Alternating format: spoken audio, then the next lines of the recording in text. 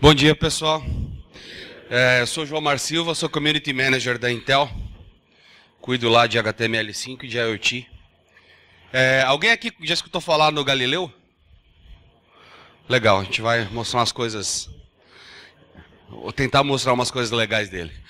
Bom, a ideia da palestra hoje é mostrar nem tanto detalhe técnico de baixo nível do Galileu, vocês vão entender o porquê depois. Mostrar um pouco mais sobre o que é o IoT de ponta a ponta. A gente normalmente quando fala de IoT, a maioria das pessoas pensa no Arduino, no Galileu, numa tranqueirinha que vai no seu braço, num wearable, etc. E esquece de olhar o ecossistema inteiro e o impacto que isso vai ter no futuro. Tá? Então, a internet das coisas não é só escrever esse código para o Galileu ou escrever código para o Arduino, vocês vão ver que é um negócio bem mais abrangente, acho que vale a pena contar essa história inteira aqui. Vou falar um pouco sobre as oportunidades que isso vai trazer para a gente, que é desenvolvedor. Todo mundo aqui é desenvolvedor de software? Legal. O envolvimento da Intel com o IoT, falar um pouco sobre o papel do Open Source, do software livre, com o IoT. Tem alguém aí que trabalha com a comunidade de software livre, contribui com algum projeto? Está na hora de vocês começarem, então. Tá certo? Eu venho da comunidade de software livre, eu só estou aqui na Intel hoje por conta disso, tá? E vou contar uma história de alguns exemplos, acho que interessantes, que eu andei coletando aí nos últimos tempos sobre a internet das coisas. Bom, e aí vem a famosa pergunta, né? O que é a Internet of Things, o que é a IoT? Né? Tem alguém de Minas aqui? O pessoal em Minas tem que explicar, né? Lá eles entendem como internet dos trem. É a mesma coisa, tá certo? A gente vem de um mundo em que você tinha de forma muito segmentada aplicações móveis, algumas aplicações e tranqueiras para você espalhar ao longo da sua casa, como sensores, etc. E muita coisa de automação industrial já feita, e tudo isso era de alguma forma, tinha alguma conexão com a internet. Né? Nos últimos anos, essa conexão está ficando onipresente, e isso traz uma série de novas possibilidades. O interessante disso é que cada dispositivo desse gera uma quantidade grande de dados que até então eram tratados de forma estanque. Então os dados de um aplicativo móvel ficavam no aplicativo móvel, os dados de sensoramento ficavam nos sensores, e a automação industrial trabalhava lá, isolada também do resto do mundo. O que a internet das coisas faz é conectar bilhões de dispositivos no mundo todo, através da internet, e realmente a coisa fica caótica do jeito que está aí. Tá? Qual que é a grande oportunidade disso tudo? A gente consegue criar o que a gente chama de sistema de sistemas. Até hoje, a gente tinha diversos sistemas operando de forma isolada. E a partir do momento que a gente tem a possibilidade de integrar esses sistemas, a brincadeira começa a ficar bem mais interessante. E é isso que o IoT traz de vantagem. Então, de forma resumida, a gente consegue coletar dados de diversos sistemas, integrá-los e trabalhar em tempo real com essas informações para tomada de decisão com dado concreto. Isso vai transformar o jeito que a gente faz negócios, o jeito que a gente vive e a nossa vida de diversas formas. Então, um exemplo de sistema de sistemas, a gente tem aqui uma cidade, igual todas as cidades aí, eu sou de São Paulo, e a gente tem lá um sistema de trem e metrô, a gente tem um sistema de ônibus, a gente tem um sistema de trânsito, a gente tem um sistema de aeroporto, e cada cara desse é estanque, é isolado de um jeito. Eu não sei se vocês veem em São Paulo, que a gente está tentando bater o recorde do Guinness, do maior engarrafamento do século, né? Então, é a prova viva de que não tem inteligência em tudo aquilo que acontece. Então, quando ocorre um acidente, por exemplo, numa marginal, muita gente viu pela internet, o cara fala, não vou nem tirar o carro de casa. Ele vai fazer o quê? Vai andar transporte público. Né? Será que a companhia de trem sabe que aquele acidente vai impactar no número de passageiros e ela consegue aumentar ou diminuir a velocidade entre os trens? Hoje não sabe. A gente imagina, tem a ilusão de que eles sabem. Né? Será que um acidente, por exemplo, na marginal Tietê, que vai impedir as pessoas de chegar no aeroporto de Guarulhos, não seria um negócio grave o suficiente para o pessoal do aeroporto de Guarulhos falar, peraí que vai ter atraso nos voos, vamos dar uma segurada. Há uns anos atrás eu perdi um voo em Brasília, porque um motoqueiro Teve um acidente, não sei se já foram para Brasília, perto do aeroporto, uma rotatória gigante lá. Um motoqueiro sofreu um acidente ali e simplesmente travou completamente o acesso de Brasília ao aeroporto. Na minha fila para remarcar o bilhete tinha 200 passageiros. Tá certo? E o avião decolou vazio. Quer dizer, teria sido um pouco mais inteligente por parte da companhia aérea dar um jeito de atrasar aquele voo e levar todo mundo. Né? Infelizmente, a informação não chegou em tempo para os caras, o avião foi embora vazio e ficou 200 pessoas lá dormindo no aeroporto, que foi o que aconteceu nesse dia. Então, quando a gente passa a poder integrar todos esses sistemas em tempo real, você começa a conseguir fazer coisas um pouco mais inteligentes, como esse tipo de situação que eu falei. Quer dizer, aconteceu aquele acidente lá, o departamento de trânsito na hora, não é depender de intervenção humana, é automático. O cara do aeroporto que está tratando de voo, etc. Opa, peraí que ninguém vai chegar. Vai ter atraso em todos os voos, dá-se um jeito lá de reprogramar uma parte dos voos e esperar o pessoal chegar. No caso do acidente na Marginal lá em São Paulo, dá para diminuir o tempo entre um trem e outro, porque vai ter uma situação de risco.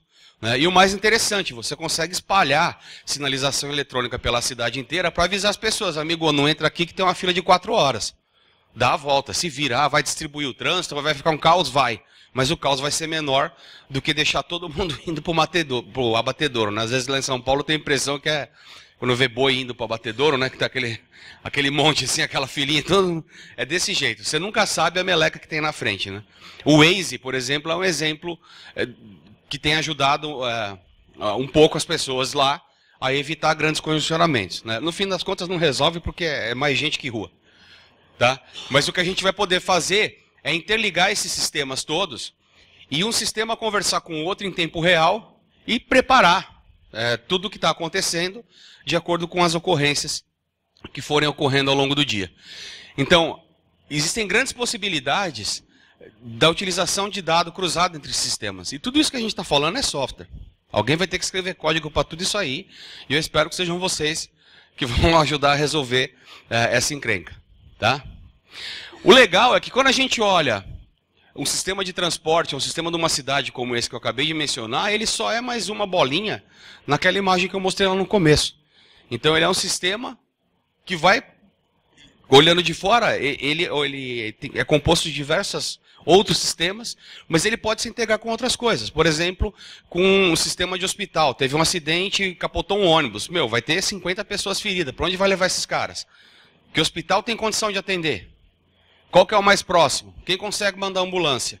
Então tudo isso vai poder ser feito de forma muito mais natural quando a internet das coisas de fato estiver funcionando e a gente precisa depender o mínimo possível de intervenção humana para a tomada de uma série de decisões. Esse dado é bem interessante. A Intel cruzou dados do IDC, dados da própria Intel e das Nações Unidas para prever, ou tentar prever, quanto a gente vai ter em 2020 de dispositivos conectados na internet. E o número é assustador. Tá? Esse dado aqui, o legal dele é o seguinte, cada fonte que vocês forem pesquisar vai dar um número diferente. Então o Gartner dá 30 bilhões, o A dá 20, etc. A conta que a Intel fez foi mais ou menos baseada na quantidade de pessoas no mundo e a quantidade de dispositivos que cada um vai carregar. Então a estimativa é que em 2020 cada um de nós vamos carregar 26 dispositivos inteligentes.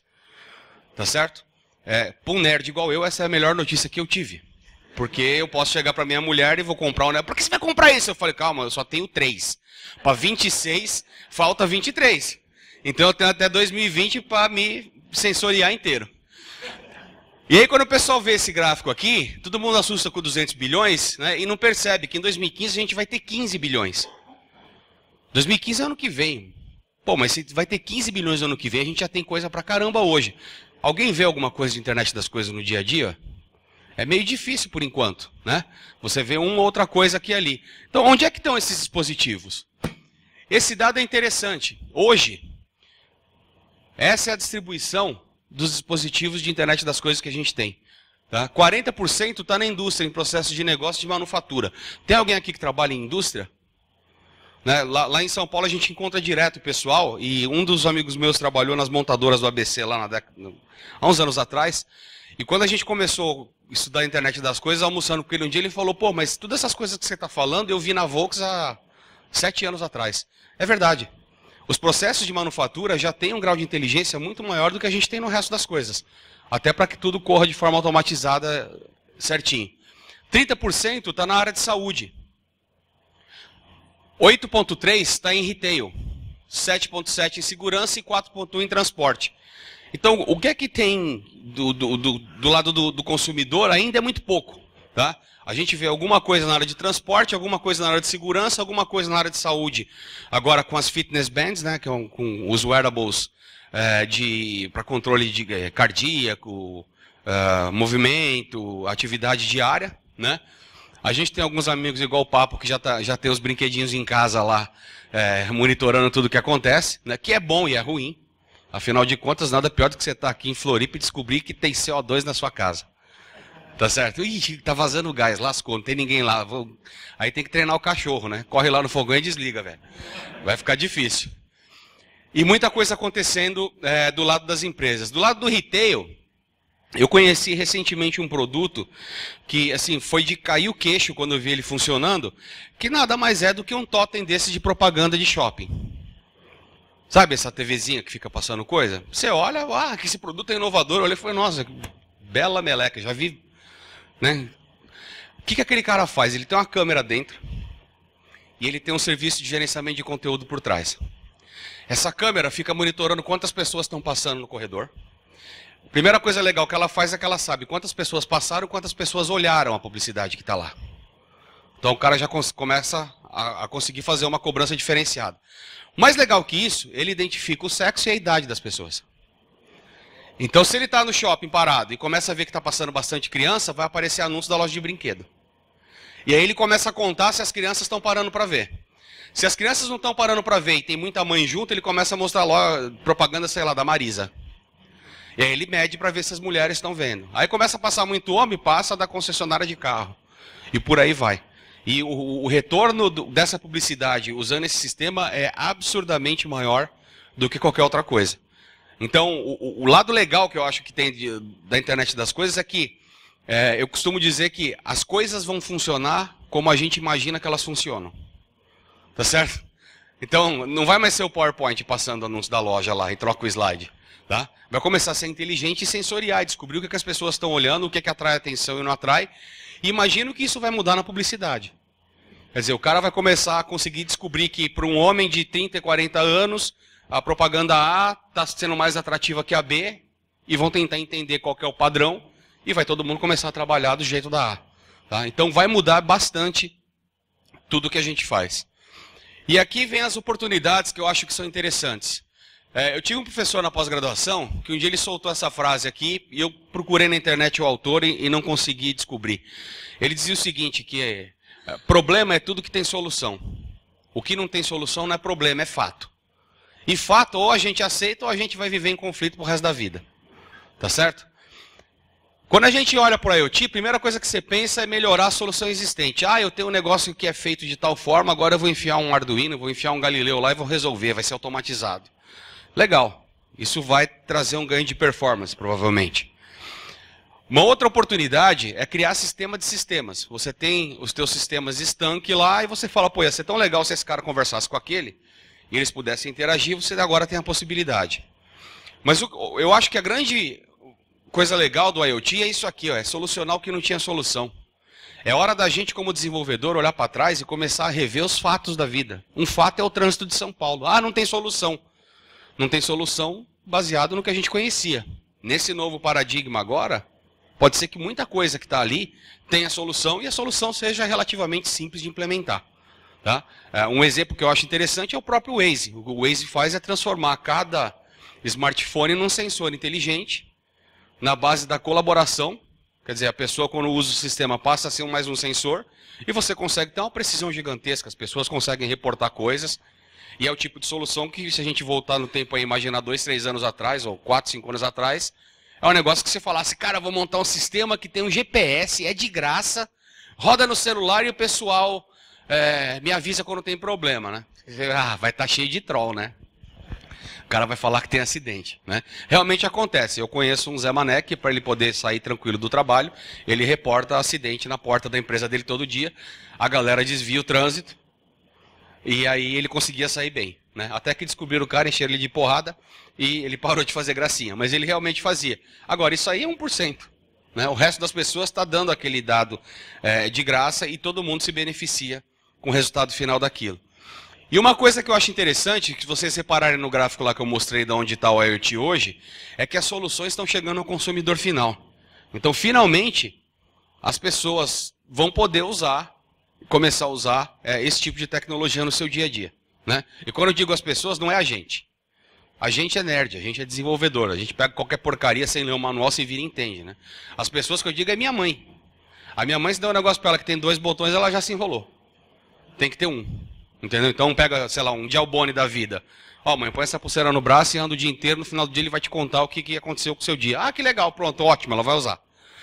Agora, se der um relógio igual que eu vou mostrar para elas, para vocês depois aí, der um relógio para ela que tem 4 botões e 5 sensores, lascou. Aí eu vou ter que fazer igual aquele propaganda do controle remoto da avó, né? Que você taca fita crepe no controle remoto inteiro, deixa só o botão do volume e do de ligar. Fala, ó, não tem erro. Tá? Então, a gente vai precisar não só criar soluções que sejam inteligentes, tenham baixo consumo de energia, mas que sejam muito fáceis de utilizar. E aí começa a entrar para o nosso mundo uma realidade que não fazia parte dele. Por exemplo, o design. Né? A gente nunca ligou muito para design de produto. Né? Se eu arrumar, isso aqui é uma placa, que eu vou falar um pouquinho dela depois, tem um monte de sensor, eu consigo usar para uma série de coisas. Agora, tá para nascer homem para convencer minha mulher a botar isso aqui na sala. Tá certo? O do papo é bonitinho, viu? O papo tem um bonitinho. Né? Tem um cara que trabalha comigo, né, lá na Intel. Eu comprei dele há um tempo atrás. Essa história foi engraçada. Um roteador da Cisco, um roteador Wi-Fi da Cisco, que aqui no Brasil estava custando R$1.100. Né? Lá nos Estados Unidos acho que era $400, $450, uma coisa assim, né?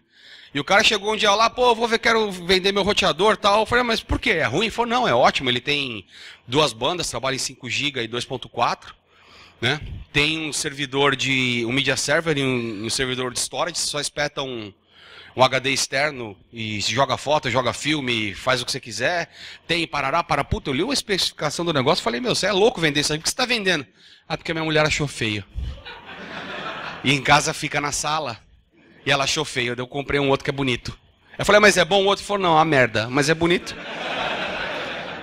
E aí, esse mesmo professor dizia uma outra coisa que é legal, né? É a terceira regra da vida dele, que é interessante, né? Mais vale ser feliz do que ter razão. Vocês anotem isso. Tá certo? Regra 3. Tá certo? Quem aqui é casado? Sabe de nada o resto, viu, inocente? Tá? Vão achando que esse papo, ai que legal, comprei. Não comprou nada não, deixa pra lá, não vai usar.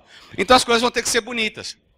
E aí realmente a gente vai trazer para o mundo físico uma coisa que para quem já trabalha com web é realidade, que é trabalhar com design e ter as limitações do design para você fazer as coisas. Eu vou mostrar uns produtos depois que vocês vão entender legal essa questão do design. Bom, o que a Intel tem a ver com a internet das coisas? A gente hoje tem a arquitetura da Intel em todos esses setores que vocês estão vendo. Quer dizer, a maioria deles vocês não vê no dia a dia, né? Mas já existe muito da arquitetura Intel em energia, comunicação, na área de automação industrial, em ponto de venda em retail, na área médica, transportes, etc. Tá? Então, a gente já trabalha há muitos anos com isso. E dos processadores da Intel, a gente tem processador que atende praticamente o ecossistema inteiro. Então, vai lá desde o Quark, né? Quem conhece o Quark aí, já escutou falar dele? Tá? O Quark é o que está aqui rodando no Galileu. Tá? O Quark é um processadorzinho da Intel de 400 MHz, ele é equivalente a um Pentium. Né? Ele tem potência máxima de consumo de 2 watts. Tá? E serve para você fazer uma série de coisas de automação. Tá? Depois, se vocês quiserem, pode vir ver a placa aqui. A gente tem o Atom, que é o processador que já roda em smartphone, em tablet, celular, em netbook, em alguns ultrabooks, inclusive, menorzinhos. Né? A gente tem a linha Core de processador, que é o que vocês estão acostumados a usar no dia a dia. E tem os processadores Xeon, que é o que roda do lado do servidor. Normalmente a gente não tem tanta interação com esses caras, mas é um canhão. E vai desde o Xeon normal até o Xeon Phi, que é uma placa para HPC que a gente tem, que ele tem 100 e poucos núcleos de processamento, é realmente maluco. Né? A gente tem um lá na Intel, fica na mesa do meu lado, e eu estou brigando faz 6 meses que eu quero usar o Xeon Phi. E o pessoal me fala, o que você quer fazer com o Xeon Phi? Eu falei, eu quero twittar. Nada mais legal do que você tweetar de uma máquina com 200 processadores. Fala a verdade. Eu duvido que os caras do cluster da Petrobras não fizeram uma molecagem dessa ainda. Um dia eu consigo. O dia que eu conseguir, vocês vão ver lá no Twitter. Ó, todos iam fire. 150 processadores para um tweet. Tem mais processador que caractere. Interessante. Qual que é a vantagem da gente ter tudo isso? O seu código ele passa a ser portável. O seu código vai ser um código para arquitetura Intel. Então você consegue reutilizar com muita facilidade o teu código e portar. Comecei a desenvolver uma solução, era para o Quark. Em determinado momento o meu processamento gargalou e eu preciso de um pouquinho mais de processamento. Você migra teu código para o Atom e acabou. Você não vai ter que reescrever o mundo. Tá certo? É recompilar e já era. Mesma coisa no sentido contrário. Você começou a montar uma solução baseada no Atom e você fala, não, eu quero encolher mais esse treco agora, eu quero carregar no Pulse, vou precisar usar um Quark. Dá uma revisada no teu código, principalmente no consumo de energia e gerenciamento de recurso, recompila e está rodando no Quark. Então você não tem que reinventar a roda cada vez que você tem uma mudança na arquitetura do processamento que você está trabalhando, no tamanho do processador, porque você está na mesma arquitetura dentro da Intel. Então o código ele consegue escalonar para todos os processadores da plataforma. Tá? Por que eu vou falar de open source e de software livre? A gente hoje, quando olha a IoT, a gente vê um certo pinguim intrometido rodando no ecossistema inteiro. Tá certo? Então esse Galileu que está aqui está rodando Linux. Eu já explico para vocês daqui a pouco. Tá? Então o Linux hoje é o sistema operacional que suporta todos esses processadores. Tá? E não só o Linux. A gente tem ainda um stack de projetos de open source, eu vou dar destaque para 2, que é o que suportam as aplicações de fato. Então no caso do Linux, do Linux para esses processadores menores, principalmente para o Quark, a gente tem um projeto chamado Yocto, que eu recomendo vocês darem uma olhada nele. O Yocto, ele nada mais é do que um kit de ferramentas que te ajuda a gerar uma distribuição Linux embarcada. Tá? Você gerar uma distribuição Linux para device embarcado, otimizado, é um negócio razoavelmente complicado se você vai fazer na mão. Tá? O que o Yocto faz é que você baixa lá um código-fonte inicial do Linux. Para vocês terem uma ideia do que eu estou rodando aqui, esse código tem... Essa base do Yocto tem 2.8 MB para download. Tá? Ele tem dentro dele uma série de scripts que você consegue customizar com receitas de pacotes. Relacionamento de dependência entre pacotes, de licenciamento, é bem completo. Tá? E realmente você consegue gerar uma distribuição Linux de acordo com a tua necessidade. Então, agora eu quero colocar no Galileu um servidor web. Você baixa o Yocto, baixa o seu servidor web, compila a história inteira, ele vai te gerar uma imagem com o servidor web. Tá? O mundo de embarcado é diferente do mundo de PCs que a gente está acostumado, porque em geral no mundo embarcado o usuário não vai instalar a aplicação dentro do teu device. E se ele instalar, ele vai instalar dentro de uma sandboxzinha lá, dentro de uma área específica. Tá? Mas você já vai entregar para ele um pacote completo com tudo o que ele precisa. Tá? Afinal de contas, ia ser ridículo, você vai começar uma corrida e o Fitbit fala, não. Tem que instalar o app de corrida agora, senão você não pode correr. Né? Aí com a internet beleza que a gente tem no Brasil, você não corre, né? E vai ver que foi assim que o americano ficou obeso. Essa é a ideia legal do Yocto. E da outra ponta, a gente tem o Hadoop. É um projeto que a Intel tem investido, contribuído, a Intel investe bastante e contribui no projeto Yocto. No projeto Hadoop. Pô, João, mas Hadoop é Big Data. O Big Data é o que vai processar a massa de dados que a gente vai gerar com esse monte de sensores. Tá certo? Imaginem, por exemplo, o Gelbone. Todo mundo conhece o Gelbone? O Gelbone é uma pulseirinha que faz o monitoramento diário das tuas atividades. Então, subiu escada, desceu escada, correu, parou, andou, etc. E aquilo fica coletando dados do teu corpo o dia inteiro, sincroniza com o teu celular, e esse dado depois vai parar na nuvem. E aí você acessa a internet e consegue visualizar 1 milhão de coisas. Agora, vocês imaginem que o Gelbone coleta milhares de informações ao longo do teu dia, ele fica te monitorando segundo a segundo, sabendo o que você está fazendo, e ele joga essa massa de dados quase que em tempo real para a internet. E do lado de lá você tem que ter uma mega infraestrutura para pegar esse monte de dado e traduzir em alguma coisa que seja inteligível para os humanos. Ele está traduzindo o sensor em tempo real. Então tem o Gelbone, tem o Fitbit, é uma nova onda, o Nike Fuel Band, é uma nova onda de dispositivos que as pessoas estão usando muito nos Estados Unidos, né? E que se tem alguém com a minha situação de pânceps avantajado, ajuda bastante você saber o teu gasto calórico durante o dia, o que você fez, o que você deixou de fazer, e aquilo de certa forma acaba te dando uma referência maior, né, de como é que está a tua saúde no dia a dia. Eu vou mostrar um exemplo legal.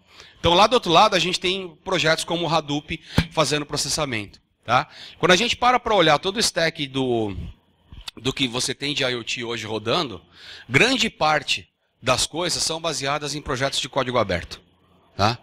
Eu até diria que se não fosse a existência de projetos de código aberto, e principalmente desse camaradinho aqui, a gente não ia estar vendo nada disso hoje. Tá? Então, recomendo que vocês comecem assim, a acompanhar um pouco mais de perto o que está acontecendo no mundo do open source e do software livre. Tá? E principalmente que vocês comecem a dar uma olhada em Linux, dar uma estudada em Linux, porque tem muita coisa, você consegue fazer muita coisa legal.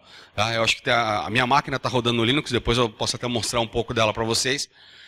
Aquela ideia de que Linux é um terminal morto com um cursorzinho piscando, ela não existe mais. Tá? A minha mãe não consegue apertar 2 botões, mas ela usa Linux. Tá certo? Então tem que quebrar esse paradigma. Esse aqui é um dado interessante, é o último dado da Linux Foundation sobre contribuições para o kernel do Linux. Tá?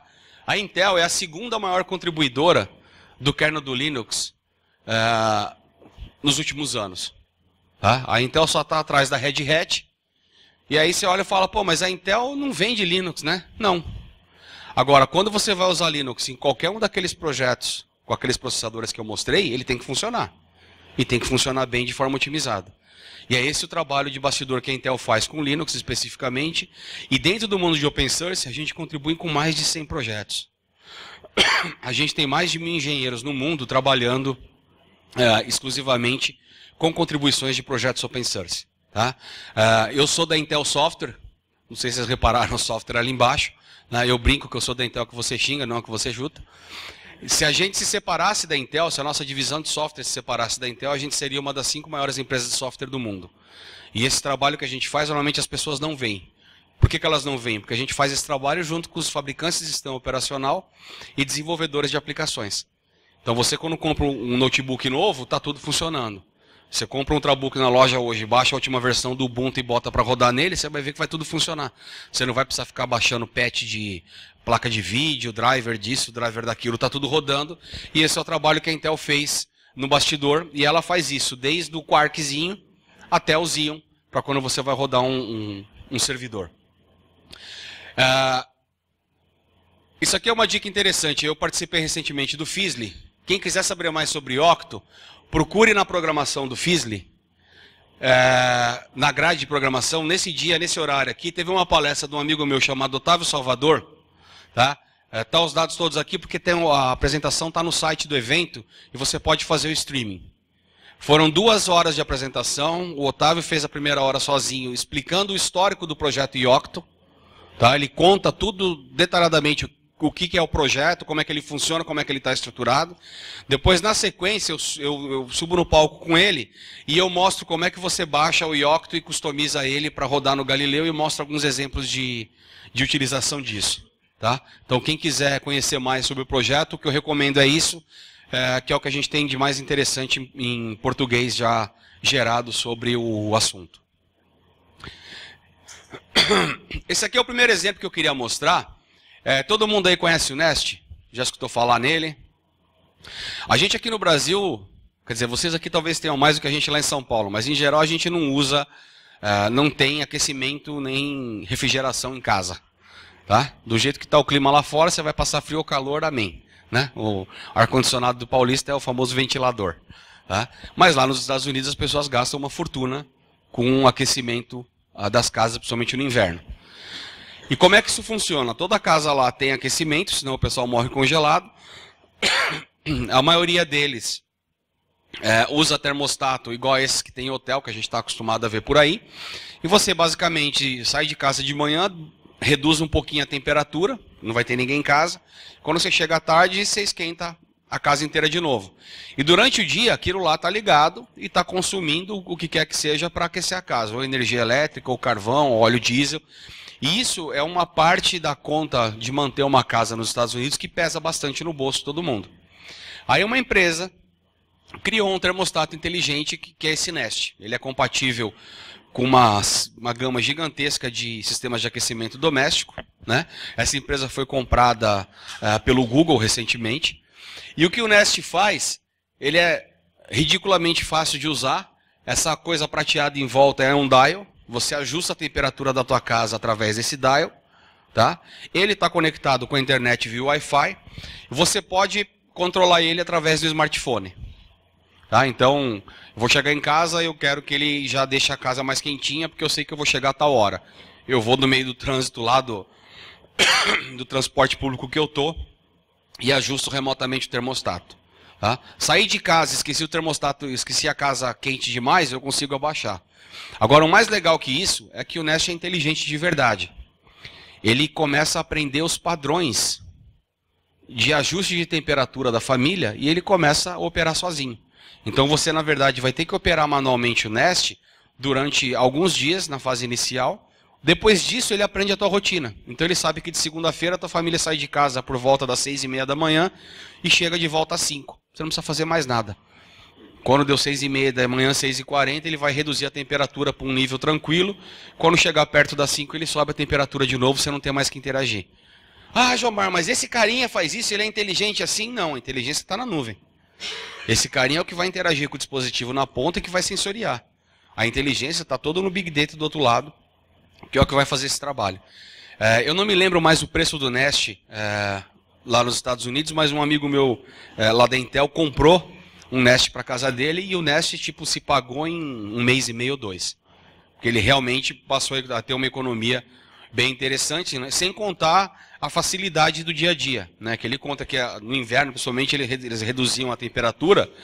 Você chega da rua cheio de roupa, coisa que você quer arrancar, aquele monte a capa do Batman e ficar igual gente normal dentro de casa. Sem o Nest, você ainda tem que esperar a casa subir um pouco a temperatura, ou você tem que manter ela mais alta durante o dia. Então, é um exemplo interessante. Nos Estados Unidos, isso aqui está vendendo mais que pão quente. Tá? Lá você vai em qualquer loja de eletrônico, compra, tem uma série de tutoriais, é muito fácil. Isso me impressionou nele, é muito fácil de instalar. Os caras fizeram um tutorial para tudo quanto é sistema de aquecimento e realmente qualquer pessoa que saiba conectar um fio num parafuso consegue arrancar um termostato antigo e instalar um novo. Tá? É um exemplo legal quem quiser pesquisar mais depois. Esse aqui é um outro exemplo de dispositivo que eu conheci há pouco tempo, chamado Godi. Ele é uma fechadura inteligente para qualquer porta. Tá? Esse eu estou morrendo de vontade de comprar quando for para lá da próxima vez. Ah, se você perder e não tiver energia, não se aflijam. Você roda aquele negócio ali e vai ter uma chave para você enfiar. Tá certo? Ele funciona igual uma fechadura normal. Ele está conectado com a internet. Ele tem um app no teu celular que você consegue abrir a porta com o teu app. Se teu celular tiver NFC, você cadastra o teu celular nele. Quando você se aproxima da fechadura, ele destranca. Tá? Eu não sei quanto a vocês, eu moro em prédio, né?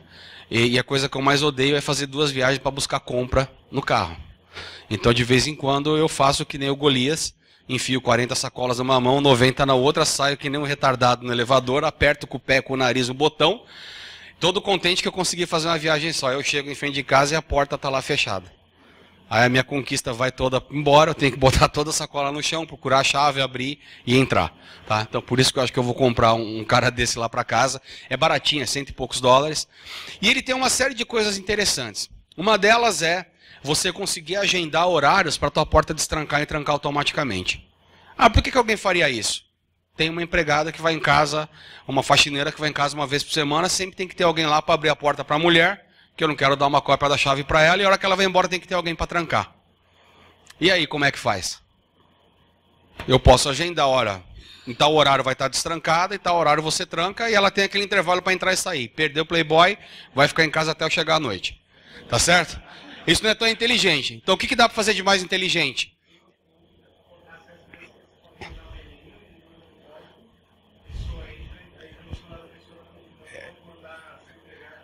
É isso que o God faz. Eu consigo pegar o celular dela, ela instala um app no smartphone dela. Né? Hoje, por acaso a minha faxineira tem um Android. Né? Ela instala um app no Android, eu cadastro o app dela. Quando ela chegar na minha casa, o Android dela tá conectado, ela clica no botão, ela tem acesso à minha casa, a hora que ela sair, ela consegue trancar. Ela trancou a porta, acabou, morreu o acesso, só dali a X dias quando liberar de novo. Tá? Uma visita que vai na tua casa, e você está lá cozinhando no meio das panelas do fogão, não quer largar a mão. Você pode fazer a mesma coisa, você dá acesso para o smartphone da pessoa, quando ela chegar, ela consegue abrir ou fechar a tua fechadura. Tá? Isso para quem mora sozinho e consegue controlar a sua agenda não faz muito sentido, mas para quem tem um monte de gente morando dentro de casa, e nego entrando e saindo o dia inteiro, e a rotatividade é alta, vocês vão ver que passa a ser um negócio bem inteligente. Vale a pena olhar o projeto, se não me engano isso aqui custa $129, $200, não é um negócio absurdo assim. Dá para comprar, ele se conecta com a internet via Wi-Fi, né? E tem um monte de amenidades lá, como identificar quem entrou, identificar quem saiu, e tem um log de quem passou pela tua porta ao longo do dia, que é um negócio bem interessante, né? Principalmente para quem tem filho, né? E você fala, ó, eu vou sair, você não sai de casa, você fica aqui, né? A hora que você voltar, o cagueta falou, ó, fulano saiu, entrou, né? Então é bem legal. Esse aqui é um outro projeto, e é esse que eu queria mostrar sobre o design para vocês. Esse projeto aqui eu achei muito legal também, esse aqui, se não me engano, é $250. Isso aqui é um gateway. Grande parte das coisas, de internet das coisas, vão funcionar através de gateways. A gente não...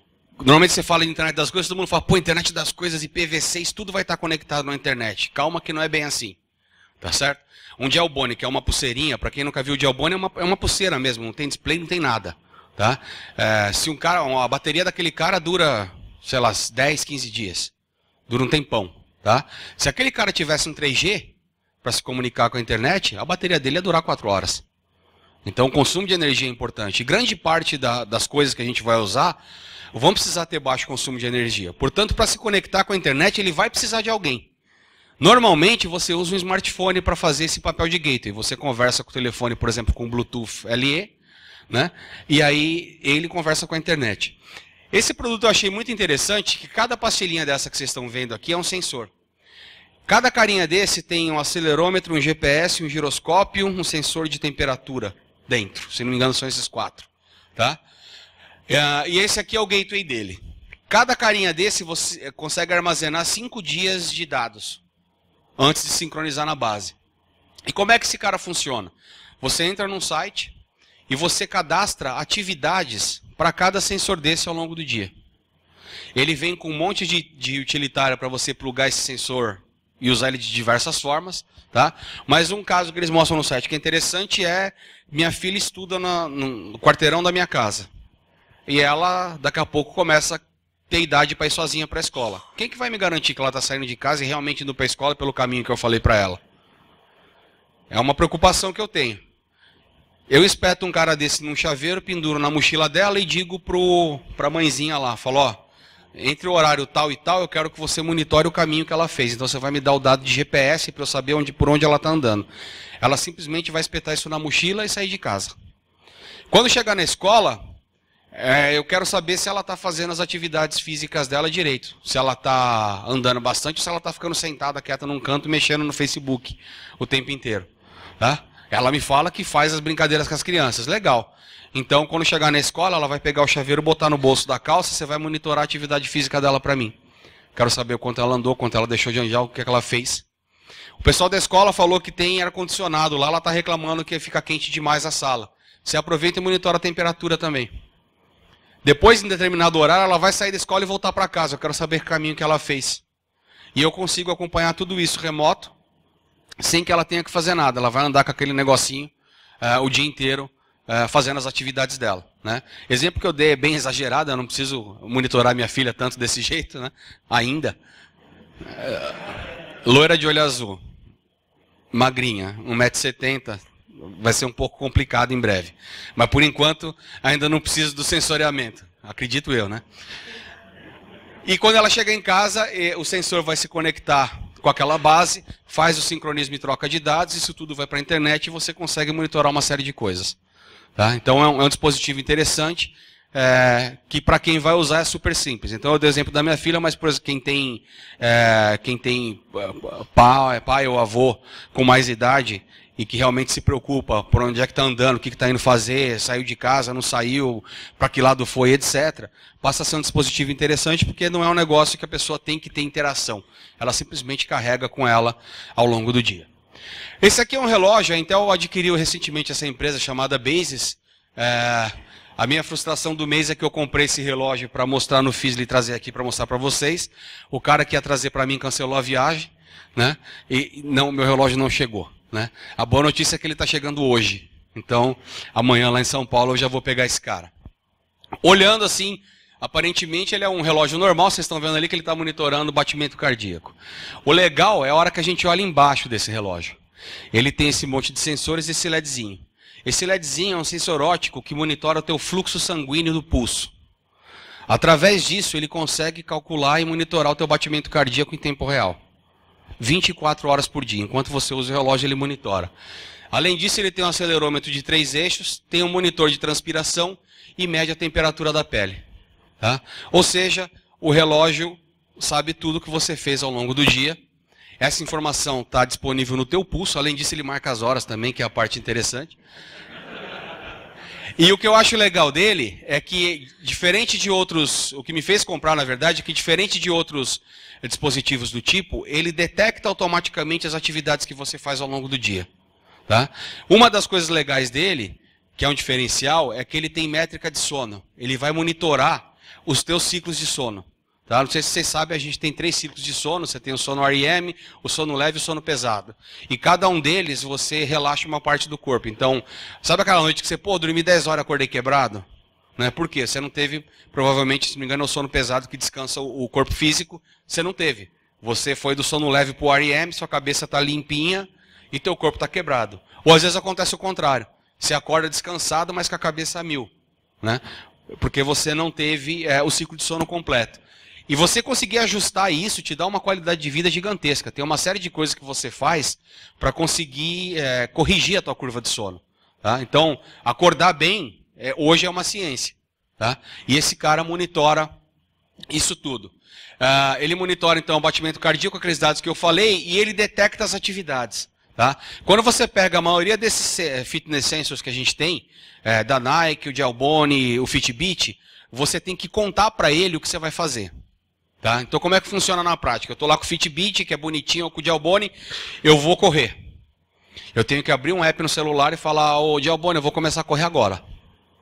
Aí ele começa a entender que aquilo é uma corrida e começa a contar aquilo como um treino de corrida. Quando você acabar, ele vai te falar, você gastou tantas calorias, você deu tantos passos, você fez isso, fez aquilo.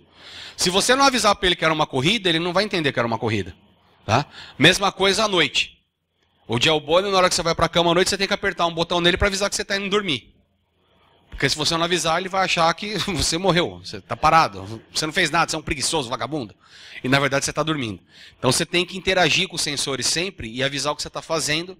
O que o Basis faz é que ele gera tudo isso e entende tudo isso automaticamente. Ele tem um app para você sincronizar uma vez por dia. Esses dados do celular vão para a nuvem e aí você tem um relatório absurdo e você consegue correlacionar uma série de coisas. Né? Tem muita gente usando isso, por incrível que pareça, para controlar picos de estresse e de tensão ao longo do dia. Tá? Porque às vezes a gente começa a ficar irritado e nervoso e não percebe, de repente você estoura. Tá? Tem uma técnica que você usa com esse relógio que você consegue começar a cruzar temperatura com batimento cardíaco, você sabe, opa, estou passando do meu limite, não está legal, vou tomar um café. Tá certo? Isso é muito importante para pessoas como alguém que eu conheço, né, que a hora que estoura estrangulam os 4. Então é bom para controlar um pouco mais a ansiedade. Finalmente, chegamos aqui no Galileu. Quem aí já trabalhou com Arduino, conhece o Arduino? Quem aí escutou falar que o Galileu é o Arduino da Intel? Beleza, não é o Arduino da Intel. Tá? Essa é uma confusão que o pessoal faz normalmente. Ele é certificado do Arduino. Ele tem compatibilidade com os shields de Arduino aqui. Tá? Ele tem um leitor de cartão SD. Aqui no meio dele a gente tem o Quark. Ele tem 400 MHz de clock, é um processador 32 bits, equivalente a um Pentium. Ele tem, se não me falha a memória, 256 MB de memória. Tem uma memória SPI, né?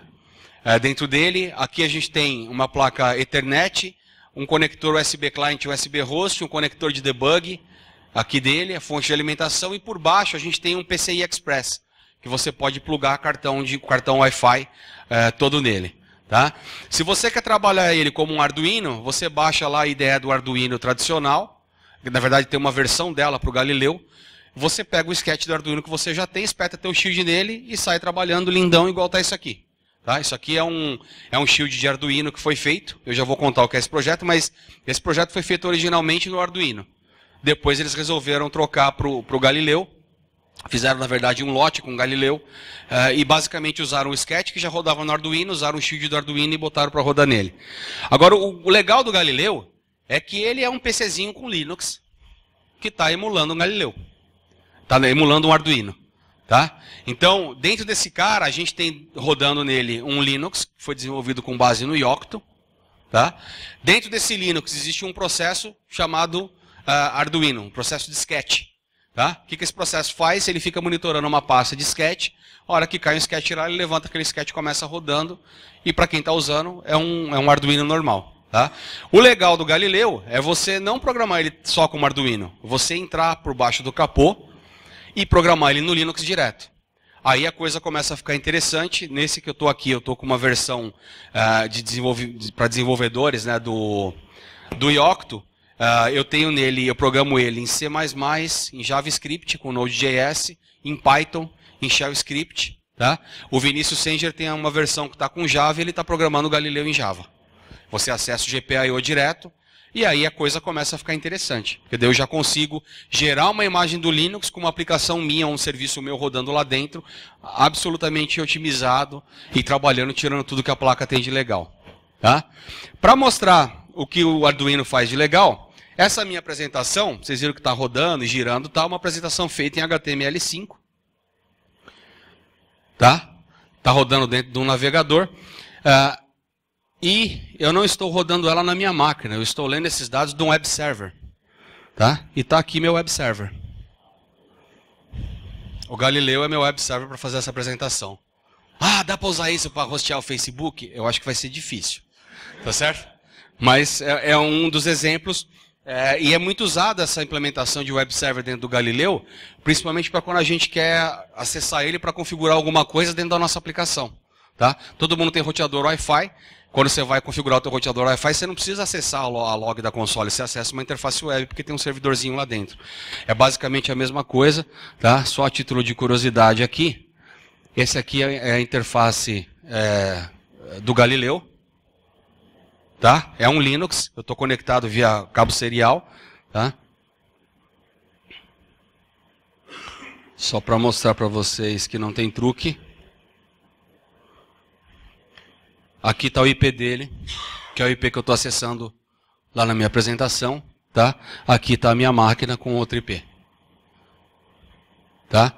Aqui tem também uns exemplos de código que eu desenvolvi recentemente. Então, lá, aquele exemplo Blink.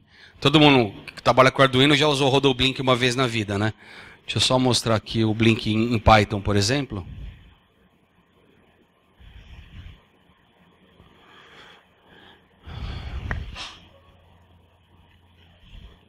Aqui tem um código-fonte do Blink rodando em Python.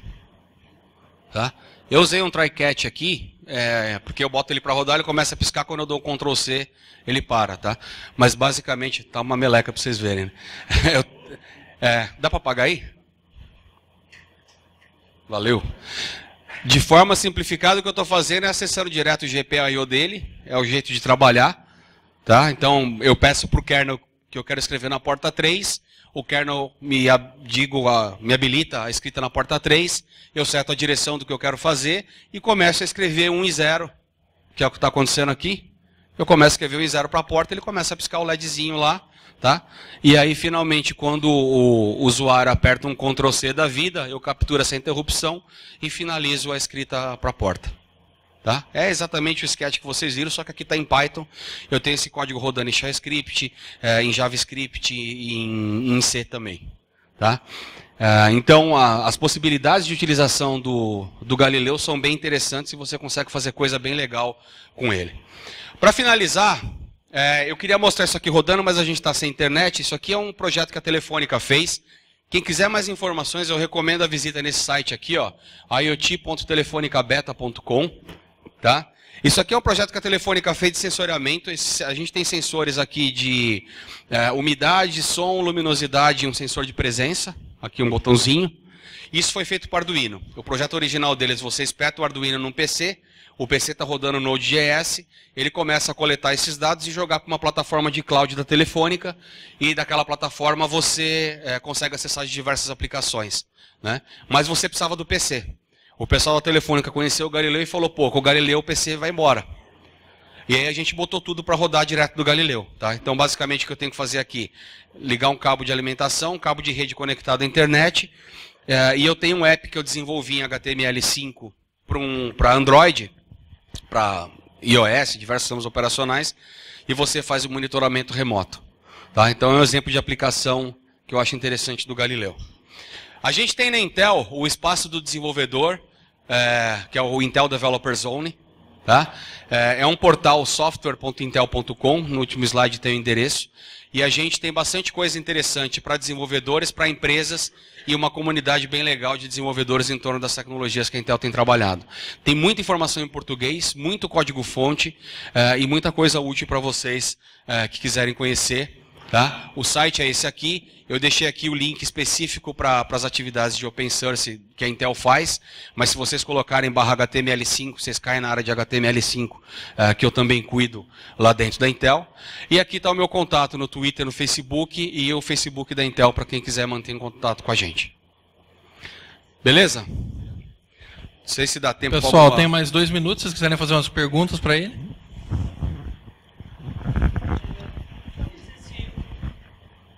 O Edson tem basicamente todas as coisas que o Galileu tem, ele é mais... O Edson eu não conheço. O Edson é um... Ah, não, o Edson. O Edson é um PC de verdade. O Edson é um processador bem mais forte, tem muito mais GPIO que o Galileu. Ah, não, tá? é o mesmo Quark? É outro processador? A primeira versão anunciada foi com o Quark, vai ter uma mudança de projeto. Se não me engano, a versão que vai sair vai estar com o Atom.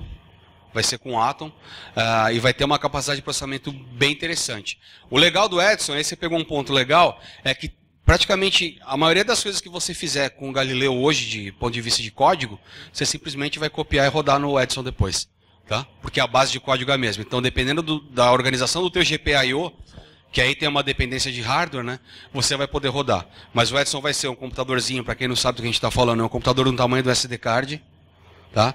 Vai ter uma puta capacidade de processamento e vai mudar bastante o jeito que a gente faz computação. E o projeto do Edson também vai ter essa mesma compatibilidade com o Arduino?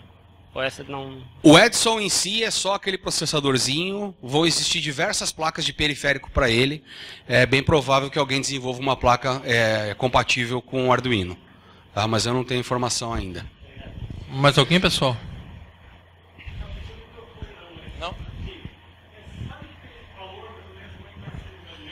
O Galileu lá fora custa $79 na Amazon. Aqui no Brasil eu já vi ele à venda por R$500, mas é gente que está indo lá comprando, trazendo na mala e revendendo aqui. Tá? A gente nos próximos meses deve ter o Galileu chegando oficialmente no Brasil. Vale a pena esperar um pouquinho mais para pegar ele por um preço mais certinho.